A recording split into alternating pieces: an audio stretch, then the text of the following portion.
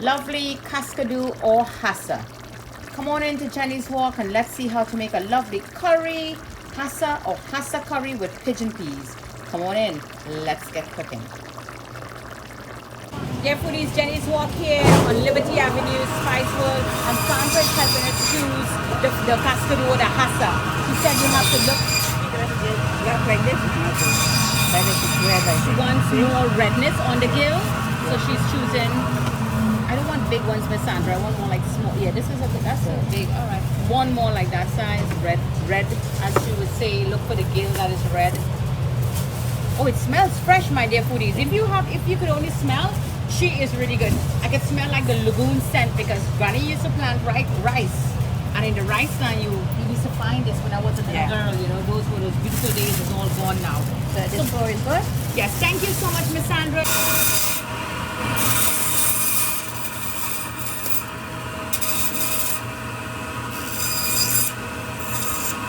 So foodies, this is the Hassa.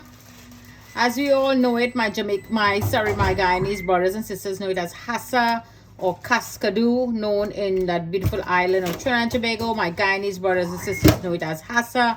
It is that armored catfish. It's an armored catfish, as you can see. So the girl had the courtesy to cut off all the hard bones and stuff, the fin and all of that for me. So I just want to show to you how to cut it open. So you take your scissors and you give it a good cut off all that whiskers and all that. You run the knife straight over, then you give it a good break open in two, just like so.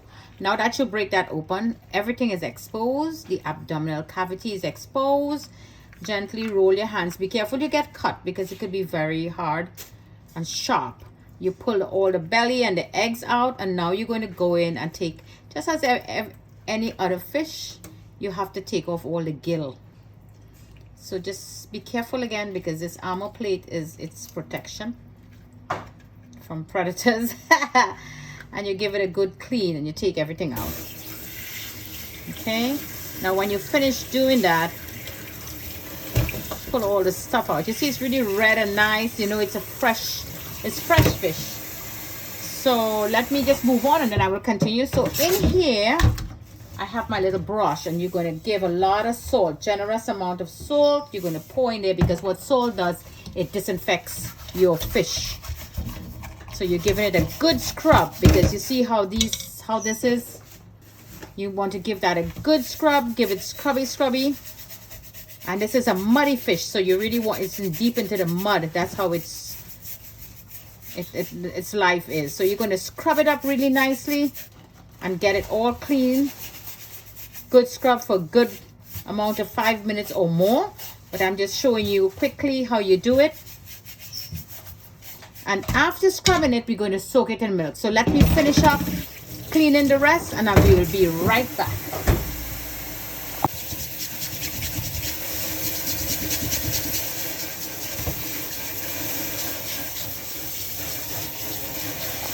Okay foodies, after soaking in that salt and scrubbing in the salt, you could give it more scrubbing. I want to scrub it a little more. So I'm going to put it under the water just like so, and you just scrub away. Just scrub into all those nook and crannies. Look at that. Just get it all scrubbed up really nicely. And now I'm going to place them into our bowl, and I'm going to add milk. Yes, regular milk. Add some cold water in there, milk. So you know milk will bring back that freshness from the sea or the river or whatever. And then lots of salt, generous amount of salt. And I'm going to leave this alone, let it soak for a good 15 minutes. Let it soak. Okay foodies, so now I rinsed all that water out really nicely from the milk. And now I'm going to squeeze in the juice of 2 limes. And let it sit there and soak well. So you know you cut the bottom of your lime and you cut it in half. Cut the bottom, cut it in half, put it in and give it a good squeeze just like so. And then you flip it now on the other side, and this is how you will get all your lime juice. And now a generous amount of salt again, and a little bit of more cold water in there from the pipe. Let it sit there for 10 minutes. Okay, so here I have 1 tablespoonful of fresh ground seasoning, and I have here 1 tablespoonful of ginger garlic. And here I have a lovely fish curry powder. I'm going to add half a teaspoonful. Here I have some lemongrass powder to cut all that freshness away. So another 1. Then I'm going to put a 1/4 teaspoonful of my very own Jenny's lemon black pepper powder. If you look in my page, you will see how to make that. The vid is there. Some ground cumin powder roasted, and here I have that amchu powder, another 1. In goes that. Some smoked sweet paprika, again half a teaspoonful, and here I have some crushed red chili pepper. I'm going to add same amount. In goes that. So this now we're going to be making our paste. So you could either use your fingers and give it a good mix into a nice paste, just like so. Everybody in, and I want to add just a tiny pinch of salt, less than a 1/4, 1/8 teaspoonful of salt. So in goes that lovely paste here, all mixed in lovely. So now let's take a look at that fish. So here, foodies, is that Hassa or that Cascadu fish. Those who eat the Cascadu will, the native legend says, wheresoever they may wander, end in Trinidad deities. My foodies, in the comment below, tell me how many of you remember that. So this is it. There you go. So what I want to do, I want to put my fingers deep inside in the abdominal cavity. As you can see, there you go. And you paste that really well. Let me open it there. Putting this all in here, and this is where your season now is going to enter into the meat. And I did punch the meat inside. I break it up a little bit so it could be infused. So you're going to do that to all of them, and then when you're done, you could rub some on the side. Now, just like so, on the opposite direction of the almond shells. This is going to go and sit for overnight in the refrigerator, or up to 6 hours before you cook it. So this way you get a lovely marinade. There you go. This is your Hassa or your Cascadu. Put it in an airtight container and leave it into your refrigerator. I'm going to do overnight, and then we're going to make that lovely fish. So here you go. This looks really lovely, and here I have a half a lime. Again, now I want to marinate. Just squeeze this half a lime all about the fish body and let it sit, because this is a very muddy fish, as I say to you, foodies. So you will get that muddy flavor from it. So I want to take all that freshness out of it. Nice little squeeze there. That looks perfect. And a little tip. Now you want to put your fish fillet with the back down. You see how I have all of that? So this way all that seasoning will marinate inside of the meat, and it wouldn't just run off. It will just stay there and marinate really lovely. Okay, foodies, so this is that lovely Hassa or Cascadu fish, and you see how we clean it really nice and season and marinate. So here they all are, all marinated well, and you see how I told you to turn it over so all that liquid will stay inside the cavity. So there we go. Now we're going to go and start with our curry. So let's take a look now. Wash my fingers out a little bit. We're going to take a look and see all what we need to fix up this lovely Hassa. So in here, my dear foodies, some foodies will stuff their Hassa, the fish, the Cascadu.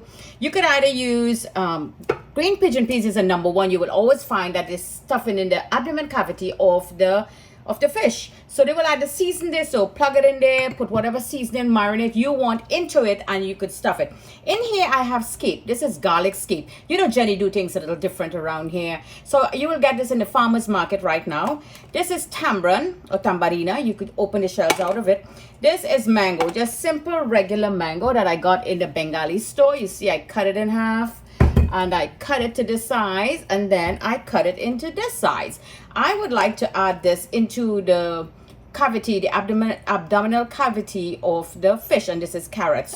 So you give this a good little smash, as you can see, so you get that fibrous part to open up, you see.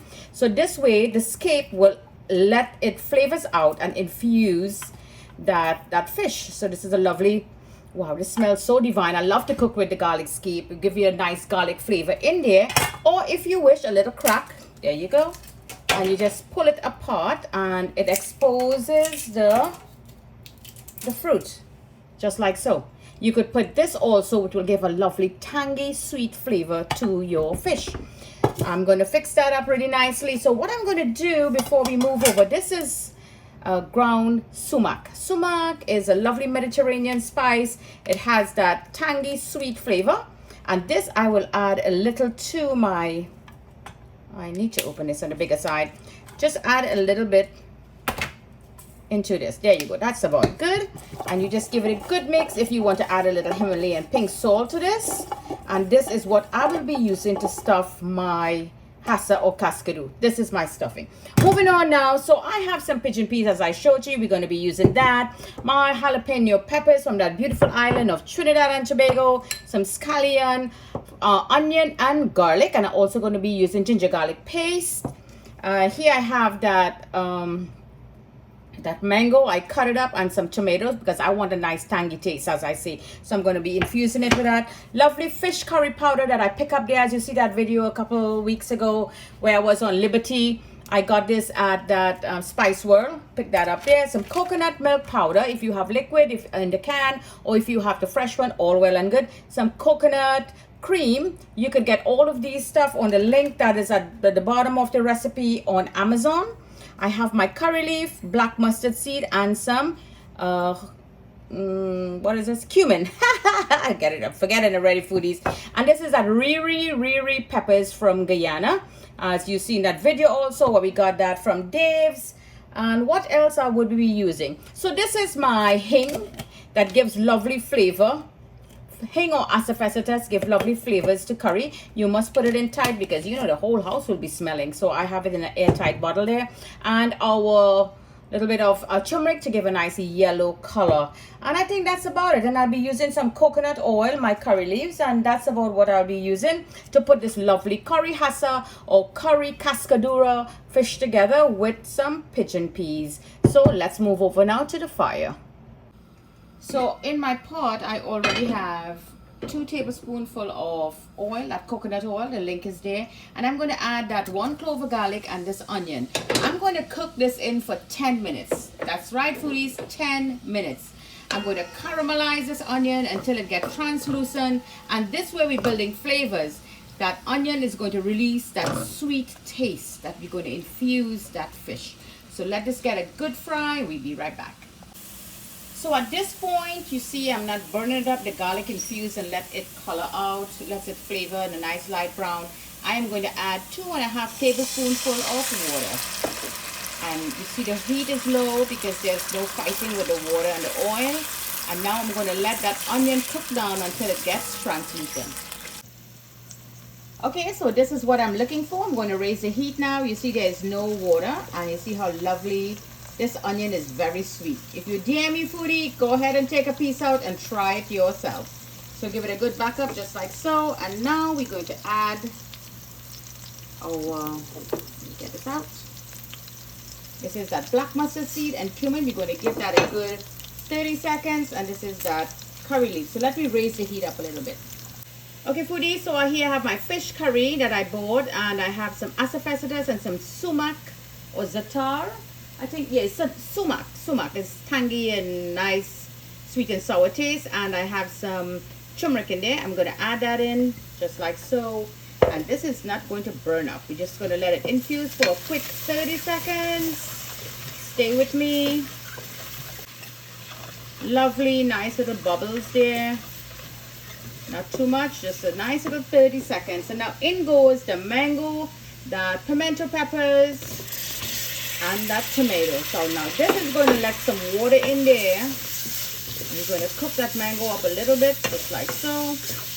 Good little mix. And I have that taste maker I want to share with you. I forgot to mention.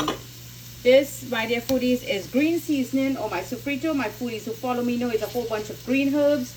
And this is a shrimp base, or if you get fish base from Maggie, you could purchase that and you could just add that in there. So let's give this a good 3 minutes. So in goes 2 tablespoonfuls of water, and I'm just going to raise the heat a little bit. You could get this pot on Amazon. I'm going to leave the link there for you. So let's take a look. The pot is calling me. See all that bubbles? It's angry there with me. So at this point, I'm going to add that coconut cream. Coconut cream and coconut milk. Wow, lots of flavors in there to enjoy. And I'm going to lower the heat again because I want all this oil that is frying here. I want that fish to fry a little bit. So now let's just place our fish, head and tail, into our pot and let it get a nice little fry. So don't disturb it just yet. Put the lid on and let it fry a little bit. Okay, foodies, so this looks really nice. I give it a little move. As you can see, the shell change a little color there with the heat. So now I'm going to add my pigeon peas. If you wish to add the pigeon peas in together, it's fine. If you wish to do your peas on the side and just do your Cascadu or your Hassa like this, that's fine also. And that riri pepper for that lovely authentic Guyanese flavor, we're going to add that in. So to this now I'm going to add some water to get this boiling. So this is the same bowl I had it in, so I got that lovely bit of gravy in there. So this is 2.5 cups of water in there, and all I'm going to do is just give it a little tuck in the bottom there, so making sure nothing is stick to the bottom, and we get all those flavors out. Lid back on, and this is going to boil for like 35 minutes on very low heat. Oh, sorry about that. So my dear foodies, this is a beautiful boil. I do not want too much of a rolling boil because we really need this Cascadu or Hassa to cook well, because you know this armor is very hard, so we need a lovely boil. So to this now I want to add 1 dry lime, and this is 2 Kashmir chili for just flavor. And I have here my fish sauce. You all know Jenny loves to use her fish sauce. Give a nice little dash, about a 1/2 teaspoonful, and lower your heat now to medium low, just like so. That lime is going to give it a lovely tangy taste, just like that sumac that we drop in there. Cover your pot, and at the end we're going to add our coconut milk. So let it continue cooking. And my dear foodies, don't forget you can send me stars here at Jenny's World. Like and share my lovely video. Your stars will help me bring all those lovely shopping spree that I bring for you. This Cascadu or Hassa was on one of those trips that you saw on Queens, and I got it from Dave on Liberty. Lovely fish over there. That video was really awesome. Thank you all for supporting me. And you could join into Jenny's work, invite your friends and family, and subscribe to my YouTube channel. Well, so now at this point I want to add a little bit of my cumin or roasted jeera. This is the end of cooking, and I want to add my coconut milk in now. So I don't boil my coconut milk out because I don't want it to turn into oil.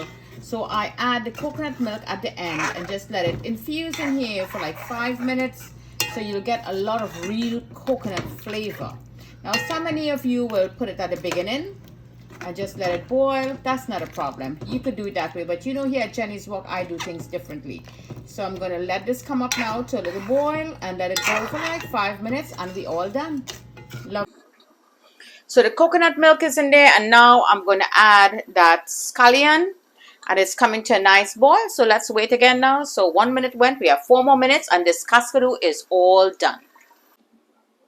Okay, my foodies, the time we've been waiting for, that lovely Hassa, Cascadu, lovely fish here that we got, and we bought it, get it clean, nice, and we scrub it lovely. So I want to show to you how to clean this fish. It's really hot right now. So my dear foodies, you're going to hold it just like so and just slide this entire thing all the way up. See that? Beautiful. And you take that armor off. Look at that. And you just put it on the side. There you go. And this here is your Cascadu fish. Divine, lovely, but you got to be careful because there's still bones in there. Lovely fish here. This is here is your the mango that we put in there to infuse, our riri pepper, and here I have some chalta anchar, where you will find on my page how to make it. Lovely white rice and your pigeon peas. So let me see if I could show to you a little more of the texture of the meat. There we go. You see that orange looking color of the meat just sliding out. So this took 45 minutes. There you go. Look at that meat.